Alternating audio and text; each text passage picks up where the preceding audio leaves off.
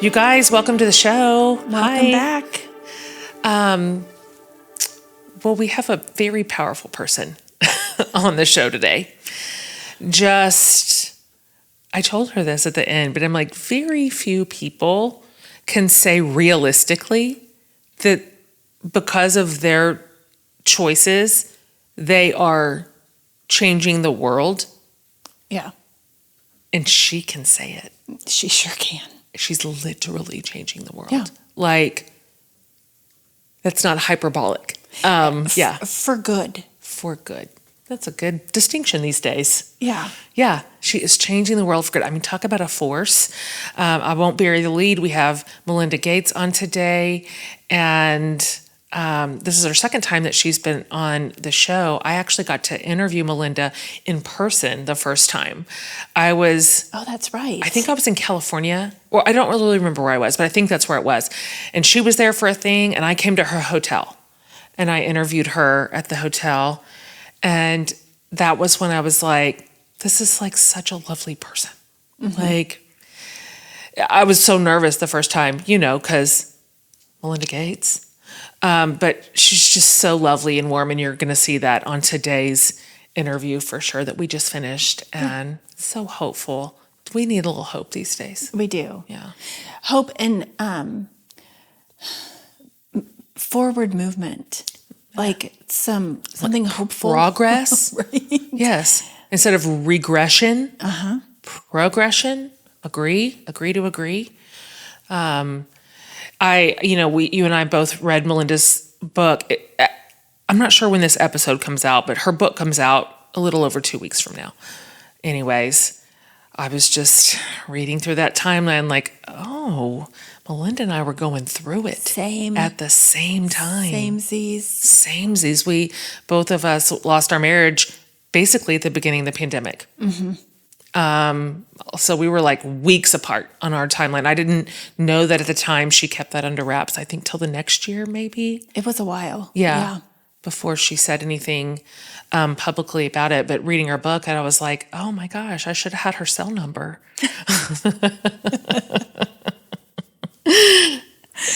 She writes about it beautifully, I thought so. And with a lot of, what's the word?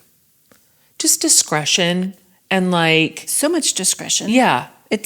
Yes. And yet you can learn so much. Yeah. From how she managed it. Yeah, exactly. Like her choice to move forward. Yep, exactly. I was even in the middle of it. Absolutely drawn to her story, obviously. Yes, and I will say we've had a lot of authors on lately. Mm-hmm. We've been reading a lot of books. Yes. But I got a little advanced manuscript of yours. Oh, yeah, you did. You didn't send it to me. But shout out to Amanda. I asked the person who's actually in charge, and she sent it to me. Exactly right. But I will say also beautiful. Thank you. And I think maybe it was 2 weeks ago when I was reading it. At the same time, not planned. I don't know how this happened, but that song from Waitress, She Used to Be Mine. I missed it the first 10 years of its existence. I don't know how. Oh my gosh, that song goes for the jugular. And somehow that got in my ears at the same time I was reading your book. Oh boy, that's a 1-2 punch.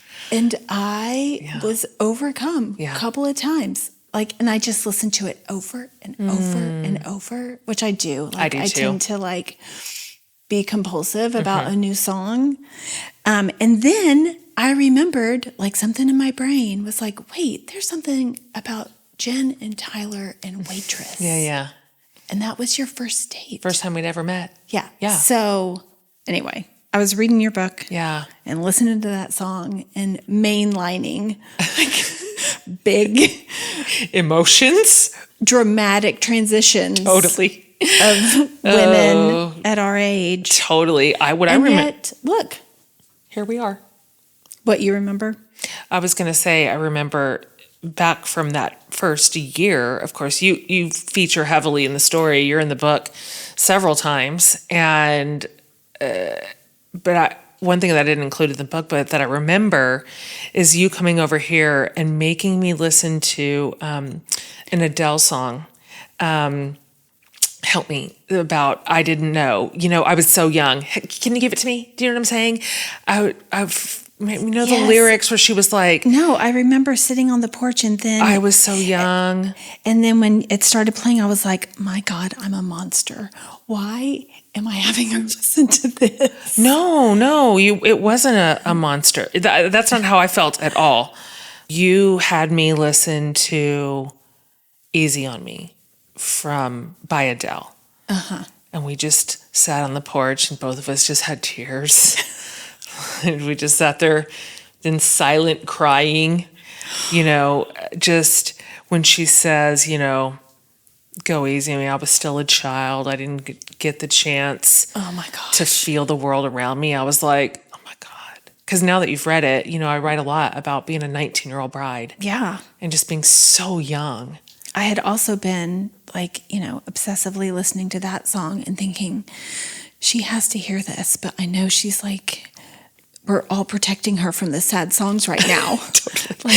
Keep your mouth shut. Don't say anything. And I just couldn't keep it in. No, I'm so glad that you didn't. And at that time, I was so frozen and bound up and locked that I occasionally needed a sad song just as a release valve.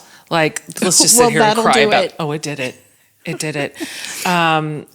So we are excited to bring this conversation to you with Melinda. And just by the way, if you ever want to watch one of our interviews, you can go over to my YouTube channel. We video record all of them, because you'll hear us in just a minute start fawning over Melinda because she looks fantastic.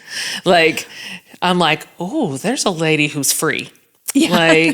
She's stumbled into some secret sauce, and she looks really amazing. Anyway, that's over there. Also, by the way, you guys, when it comes to anything we're ever talking about, whether we're just yammering, the two of us, or something we're talking about with one of our guests, we'd love to hear your feedback. If you go to jenhatmaker.com, underneath the podcast tab, you will see a send voicemail button. And it's just that simple. You can leave us a 1 or a 2 minute message and tell us, hey, here was my thought on that thing, or here's my contribution to the conversation, or here's how that affected me, or here's something I learned. We love those.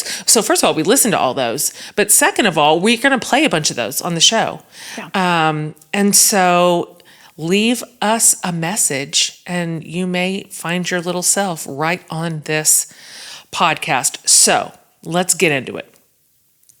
We're pretty lucky today to, as mentioned, welcome a woman who has literally changed the world and is currently changing it. In one little simple sentence, she said, post-divorce. So that's very recent history for Melinda. Yeah. That was just really in the last 3 years.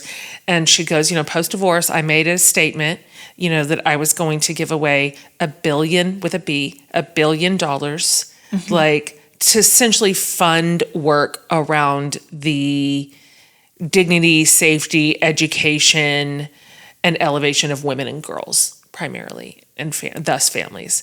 And I just sat here thinking, what? It makes me think of those videos where they're like, here's how to visualize $1 billion. Yes. Here's a single grain of rice. That's right. Here's a 20-pound bag of rice. That's right. Exactly. It's mind-boggling, actually. She is a powerhouse philanthropist for sure, and has been almost her entire adult life. She has, because for long, she was at the helm of the Gates Foundation, which is similar. Just an incredible foundation giving away billions of dollars for the good of humans, really, not just in the United States, but globally. I actually got to host a podcast I think maybe 2 years ago for the Gates Foundation. I was the host, and we did a 12 or a 13 like limited series podcast where I got to interview these incredible scientists and doctors and activists and leaders all around the world, tackling some of the Earth's most complex problems in a way that was so solutions driven, so results driven. I'll never, ever forget that. In fact, Tyler still laughs at me because on one of our episodes, I was interviewing a leader, and his primary work right now is in Africa, and he is working on the cultivation of ancient grains. So it's about biodiversity, trying to figure out how to feed this planet outside of monocultures and feed us with.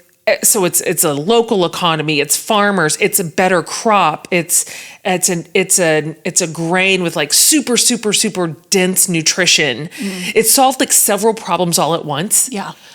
I was so radicalized for the ancient grains and for this incredible, impressive leader. Tyler still laughs about it. I got off and I called him and I was like, I want to talk to you about ancient grains. And he's like, oh boy. So anyway, now you know about that. We'll link to that, by the way, if you missed that whole fun project. I've never done anything like it before, and it was so fascinating. So my connection to the Gates Foundation and to Melinda is like dear to me. And I believe in her, and I believe in the work that she's always put her hand to.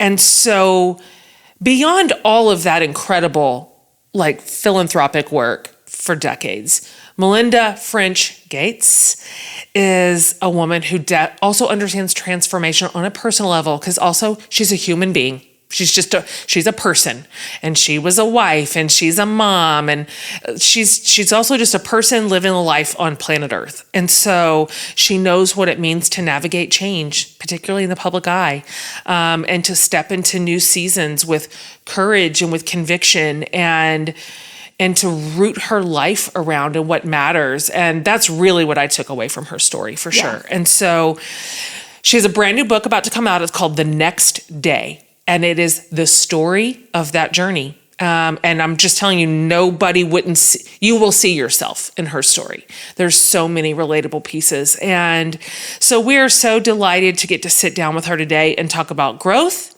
and resilience and what's next really for all of us. And so lucky us and lucky you, please help us welcome the very incredible Melinda French Gates.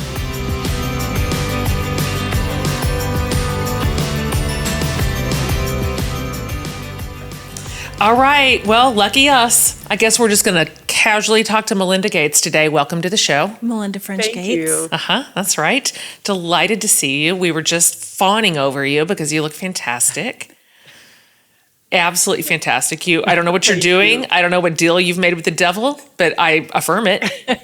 So maybe it's just turning 60 and I'm happy. How's that? I love that answer. I mean, that is a legitimate I love that answer so much. Okay, listen, here's the first question I'm going to ask you, because you have given us the gift of your book, which is a peek into your interior life in a way that I've never seen before. It's so personal and it is so tender and close to the bone. And so you gave us permission. So now I'm just going to ask you a personal question. All right.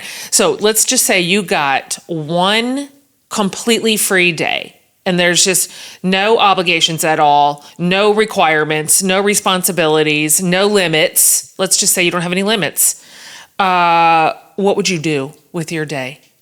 Oh my gosh. Those are the best days when we get them. What do we get? Maybe Best. 1 or 2 a year if we're lucky? Oh my God, I love them so much. A day like that, well, hopefully it would be at home and I'd be in Seattle and it would be sunny, which is only about 5 months out of the year right. here. And wake up with some coffee, doors wide open to let the outside in, some time in quiet, time exercising. I'm lucky enough in Seattle, we have a big lake in the middle of the city. Yeah. So I'm lucky enough that I can sometimes kayak or paddleboard. I would do that.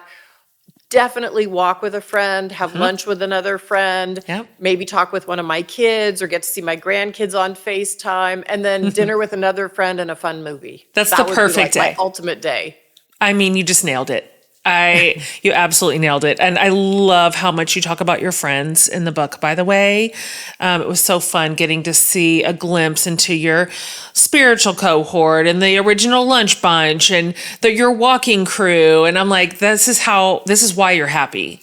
I mean, my relationships with women are why I'm happy. That is like such a joy. So thanks for sharing that with us. Wow, perfect day. And it really speaks to what grounds you and what restores you. Yeah. I do the same thing. Yep. Can you tell us, talking about things that ground and restore you, how did growing up in a Catholic family shape the way you approach philanthropy and leadership? Well, I was lucky enough to grow up, I tell people, in a faith. And my Catholic faith just really gave me a set of values that we lived out as a family. I grew up in a very middle-class family in Dallas, Texas. Yeah. But my parents, not only did we go to church, but I went to Catholic school, kindergarten through 12th grade. And in my high school, we had a very, I would say, liberal set of nuns. And they told us that we could question the church. It wasn't that we had to take everything hook, line, and sinker. And they taught us how to take quiet time during the day. So we had a chapel in the middle of the school, which was just basically 2 classrooms that were designated as such. But we could go in there, and they encouraged us to find quiet time and to journal. We also went away for silent retreats twice a year. And so I learned how to kind of really nourish my inner spiritual life. And I think that's just helped ground me, and then also helped me know, okay, my high school, the motto was Serviam, that is to serve. They sent us out to serve in the Dallas community, public school, the hospital, the Dallas County Courthouse. So I had all of that internally and volunteering as I went then to set up our philanthropy and originally the Gates Foundation. It was just sort of embedded in me. I love to hear you talk about that. Obviously, you weave your faith and meditation practices and spirituality and just the wisdom of all the spiritual teachers from so many traditions into your book, which they're so lovely to see. I love all those inclusions spliced in with all the poetry. Like, you've just given us some really beautiful thinkers and leaders in your book. Amy and I have both read the whole thing. Thanks for sending it to us. We really loved how you wrote about your dad as the small wave. I can't remember if you and I talked about this last time, but my dad is similar. My dad is a hype guy. And he believed / still does believe in all of his kids more than is reasonable. Right. It's not reasonable. He's an unreasonable person. But I loved the way that you wrote about him as you were growing up, even down to the fingernail polish nephew.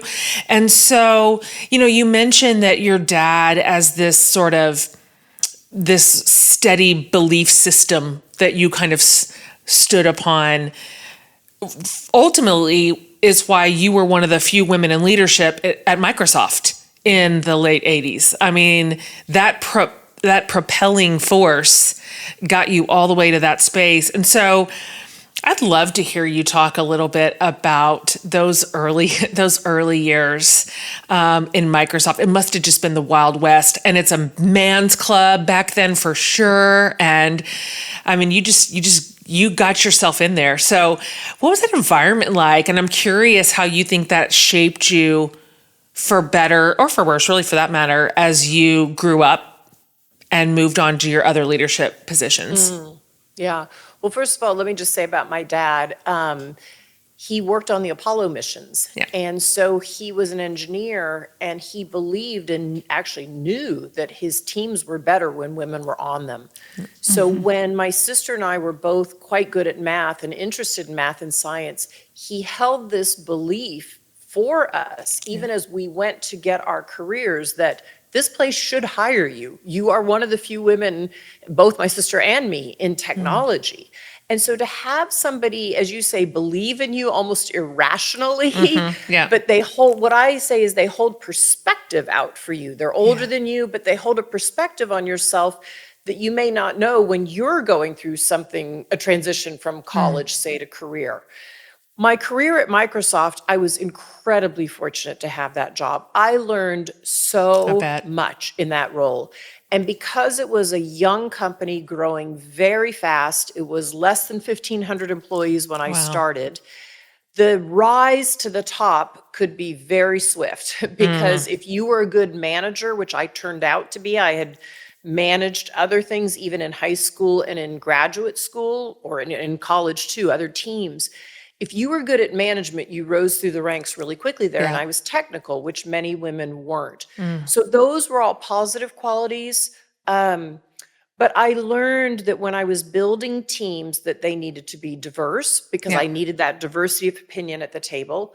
I learned to trust my teams, that I had very high expectations of them.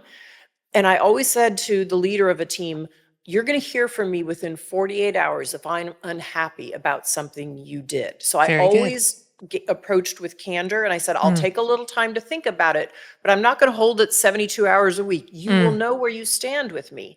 Oh, And that's then we would great. set goals together and I would trust them to manage. And then the third thing I would say that I learned was to surround yourself with great people who are all charging towards the same mission. We were doing that at Microsoft.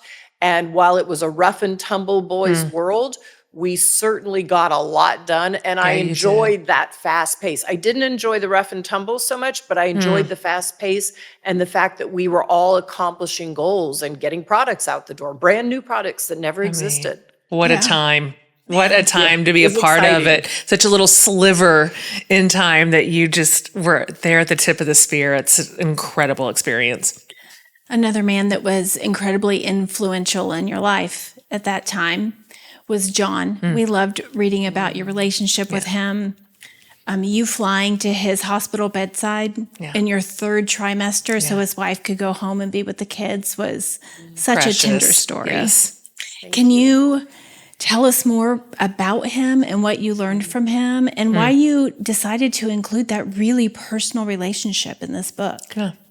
Yeah, so he was my closest male friend, and we started at Microsoft literally in the same hiring class. There were nine other MBAs and myself, so 9 men and me. But he was just from the start so real, so personable, so gracious, clearly smart. And I tell a couple of stories about him in the book. And then unexpectedly, he got cancer in his mid-30s. And he and his wife, Emmy, who I by then knew quite well too, let me walk that journey of cancer with them very closely. And he ultimately passed away. He was leaving behind 3 young children. But I learned a lot. I learned about how to embrace death, the grief of it, how to not put your grief on somebody else, but be a warm light for them and hold space. And I wanted to include him because I felt I'd gotten such great life lessons from that time. And then Emmy Nielsen, who was his wife, is in that book. Yeah. And she is still part of my Monday walking group. Saw that. So every Monday we're in town, we all walk together, Yeah. and she's been part of that for over 20 years. And she holds a piece of me and a time in my life, and I hold a piece of her and a time in her life. And we've raised kids at the same time. So Yeah. we've been through life's journey together, and it's been really beautiful. Sometimes sorrowful Yeah. and sometimes very joyful. When you, I was so delighted to read that you were able to tell him, that you gave his name to your son as his middle name, just right at the end, right? He died that week, didn't he? He did, yeah. That next week. I'm so happy that he got to know that. That was really precious. One part of your book that you were just incredibly candid about is parenting and about motherhood. And as I was reading that chapter, I'm like, every woman on earth understands this chapter. The intensity of it all, that overwhelming, your life just changes overnight. You almost love too much. You're too afraid. You're too. It just so very intense. And you talked a lot about that. And then you also talked about mom guilt. And that's where I was like, oh man, have any of us escaped this at all? And so I'd love to hear you talk a little bit more about what you have learned, because your kids are now north of it all. And you've gotten to the other side. So now you have also the wisdom of hindsight. And so I'd love to hear you talk a little bit about being good enough, as you mentioned, and how you see that evolution that you worked really hard to grab onto pay off in your grown-up kids now. Yeah, thank you for that question. So my 3 children are now adults, Yes. and they are 22, 25, and 28. So girl, boy, girl. Yeah. So they're launched. Yep. Still very close to them. I think, look, if we choose to be moms, not everybody chooses to be mom, but Right. if we choose to be a mom and we're lucky enough to have a child, it's a huge growth opportunity for us. Yeah, it is. And I don't even think, at least I didn't know when I jumped into it, I wanted to have a child. I wanted to have several children.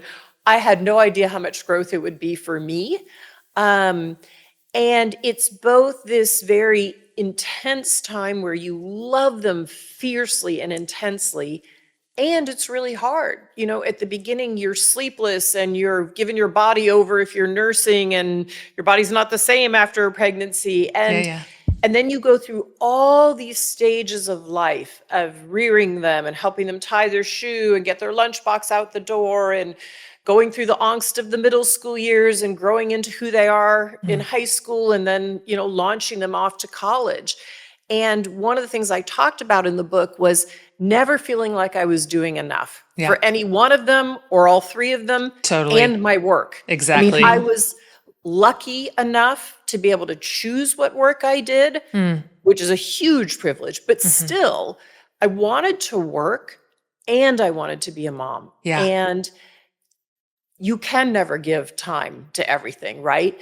And it wasn't until my kids were in middle school, and quite frankly, I wish I'd learned it earlier, this concept of a good enough parent. I thought I needed to be the perfect mom. Well, I don't even know what that means anymore. Right. There is no such thing, but I had this myth in my head, and because I was splitting my time between being a mom and also working, I just felt torn all the time. And once I learned the concept of being a good enough parent, I could just kind of relax and let go some, and realize when I'd say to myself, am I good enough, parents? The answer was absolutely. I'm good enough. Absolutely. And then I could say, okay, they're getting what they need. And no, I didn't get everything right. Of course I didn't. But I got enough of it right that they had their values and their wings, and they could launch. And look, in their 20s, you still get time, and even in college, to go back and say, I'm sorry about that day I wasn't there for that event, or that I lost my temper with you. Like, there are times that you repair in the moment, and you can still repair later and be vulnerable about what you didn't get right. That's a great point. I love that. And then look at them, they're flourishing. Like, turns out every teeny little misstep we make doesn't permanently imprint them and ruin them for life like we thought. Like, I always say, if we get about 70% of it right, that is passing. Like, by any standard, that is a passing grade. And that, what I have noticed, is what sticks. That's enough. It's good enough for sure. Exactly.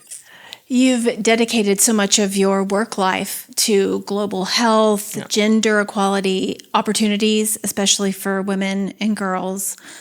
And you made a huge decision to step away from the Gates Foundation and focus your energy on Pivotal. Can you talk about that decision to step away, and what are you excited about on the horizon for this new work?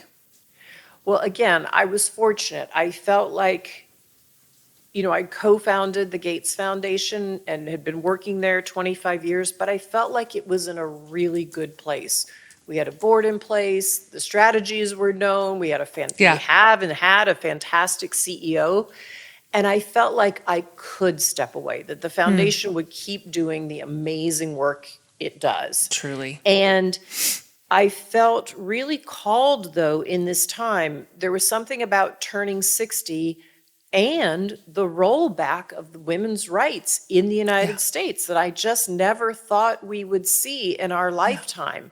To see that my granddaughters will have fewer rights than I have just shouldn't be. Correct.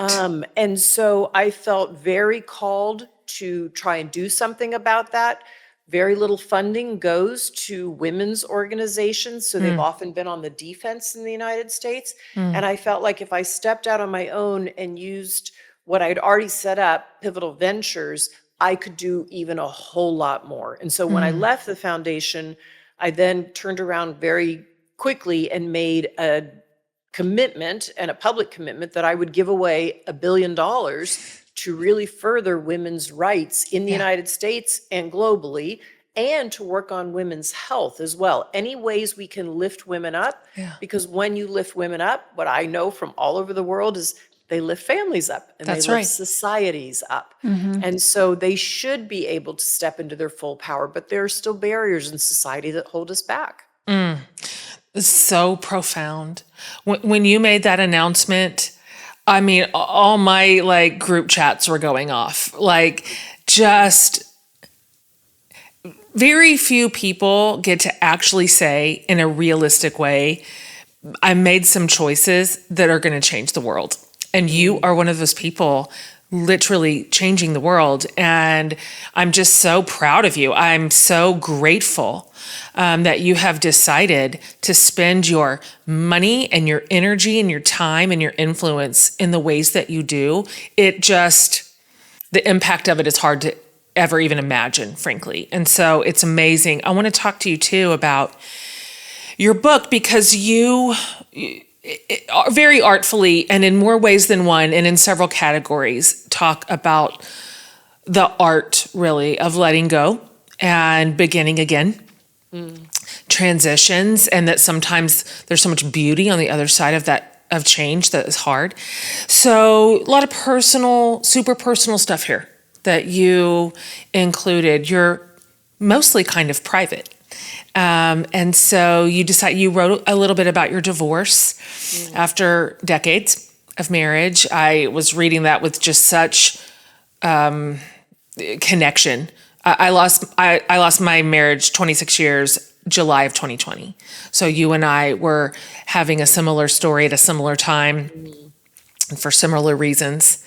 And so I'd like to hear you talk a little bit about the whisper and what you would say to someone listening, standing on the precipice of something big like that, and how to turn inward and listen for that voice. Yeah.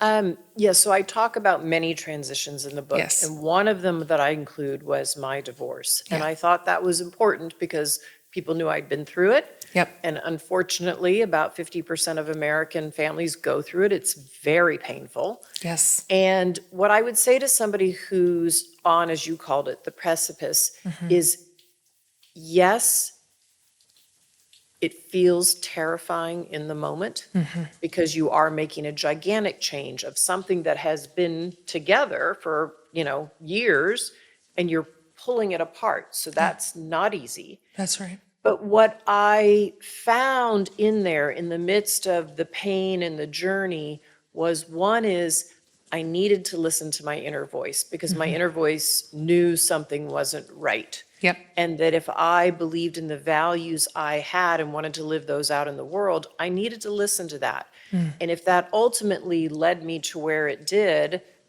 I would be okay. And what I would say to anybody going through that is, you will be okay on That's the other right. side. And in fact, sometimes you can't know it in the transition, but sometimes when you let go of something, it creates an opening for something right. else.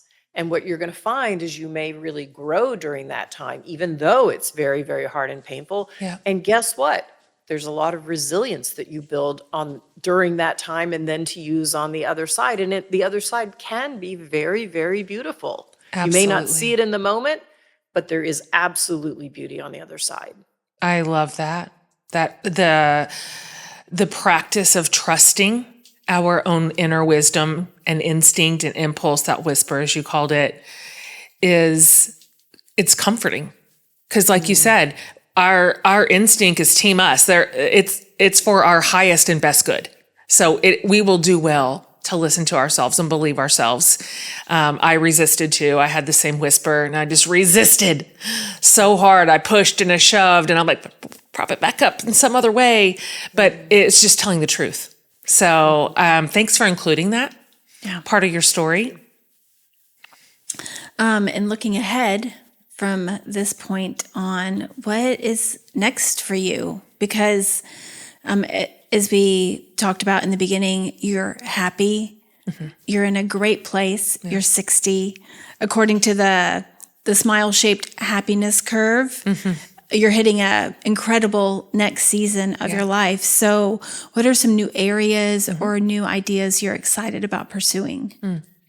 Well, I'm still very open for what all is to come next because we don't know, right? And so if I think of between 60 and 70, I certainly have things in mind and goals that I have for Pivotal Ventures about lifting up women in all kinds of areas. So I'm hoping to see progress on more women in the state legislatures, more women up on the Hill in DC. I'm hoping that we do more basic research in women's health. I'm funding a big fund for that. I'm hoping we break down some of the barriers that are hard for women in the workplace.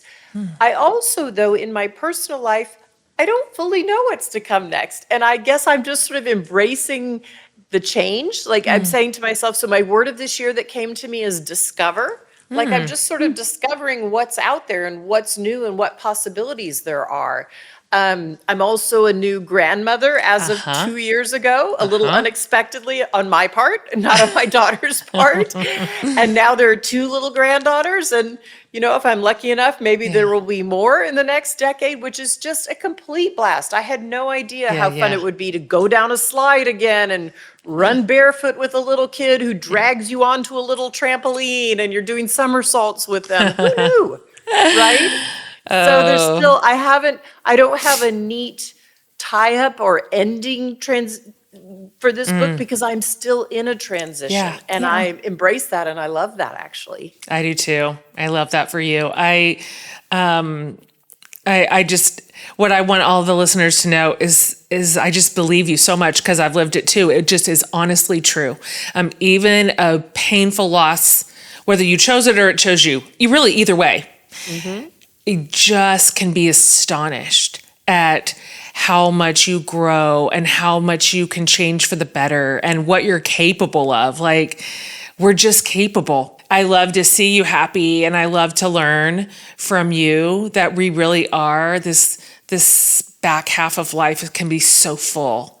It's so beautiful. My oldest son is giving me a grandson in September too, for the first time, about to die over it. So let's wrap it up here. What would you say, and maybe this is a complex answer and you could just pick one thread of it, but for women and men for that matter, who read your book and are processing it with whatever life they're living right now, when they close the last page of the next day, which is such a great title, by the way, what are you hoping that they walk away with? I hope that they walk away with knowing that in any time of transition, one that you welcomed, one that you don't want, that if you leave some time to stay in that gap, in what I call that liminal space in between, when you close one chapter and you start the next one of your life, if you leave some time to really examine and look at that time, you will find that there's so much growth that can happen in that time and so much beauty and resilience, even when you don't know that it's there. And so, take the time. Don't rush if you can help it. Don't rush from one thing to the next. Like, take some time. Even people who are starting new jobs coming out of college, I tell young people, try to get a month, ask the company for a month between when you graduate and when you start, or some of them are getting, if they're lucky, 2 months, right? You get time to travel in that period. Or if we're lucky enough and we're changing careers, can you take a few weeks in between? Because there are lessons there to glean from the past chapter that you can carry forward, and you can set some intentions for whatever your new chapter is. That's great advice. Yeah. Perfect. Awesome.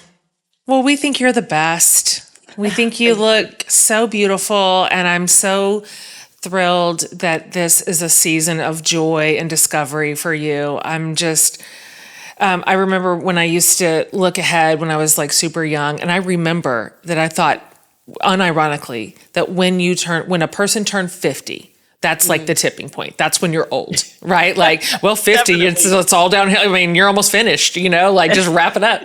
But I'm 50.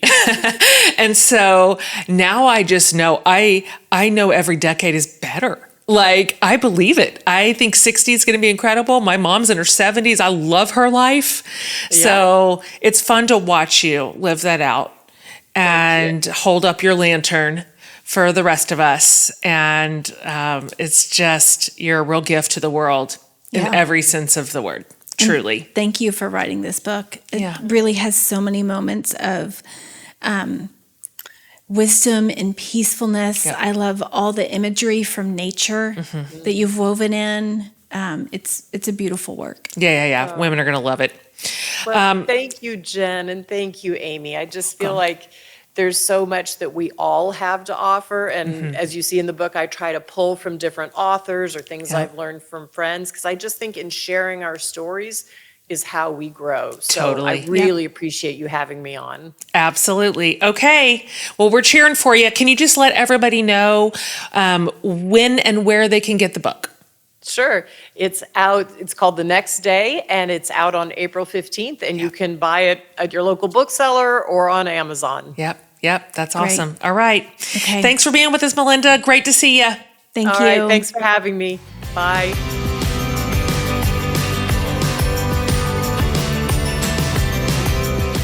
Okay, well, I told you she was lovely. Like, she's a lovely person to talk to. She's kind. Yeah. And grounded. She's grounded. For somebody with such extraordinary wealth and even exposure to the world. I mean, her life is so extraordinary. But when you talk to her, you're like, oh, you're like a normal friend person. Anyway. And she's just a good example of, we're struggling right now with extreme wealth in our country, in the world. But if someone is behind that, making thoughtful decisions about changes that lift up everybody, it makes a huge difference. Yeah. I mean, the fact of the matter is both Melinda and Bill Gates have committed and are doing and are committing to give away almost all of their money. So, I mean, in this case, they have chosen redistribution, really. Right. And we have huge problems. Yes, huge problems. And it's going to take money to solve them. It does. But it's also going to take thoughtfulness and intention and follow through. Yeah, all of that. And she is leading the way. Yeah, what a legacy. Gosh, what a legacy she is leaving. It's really... I know it felt so weird for me to tell her I'm proud of you, but I just am. Yeah. Like, I hope that didn't sound condescending, because she's ahead of me in every category, but I'm just like, I'm proud to watch you live your life. Yeah, for sure. I'm proud of the choices that she is making, and the roll down effect of it is just massive. Women don't tell each other we're proud. That's true. Enough. And so it's good to hear it no matter who you are. You are right. That is a great point. Everybody, we will have this entire episode up over at jenhatmaker.com under the podcast. But also, don't forget, just subscribe to the show and you never have to seek us out. Wherever you listen to podcasts, just hit add or follow or plus, like whatever the little sign is, and it will automatically start populating your little podcast library with our episodes every single week. And so you'll never miss one. You can keep them in order. You can go back and see what you skipped over, wanted to hear again. And so do that for sure if you haven't already done it, and leave us a review and a rating. That is so good for the show. And then if you had anything to say about this particular episode, we'd love to hear it.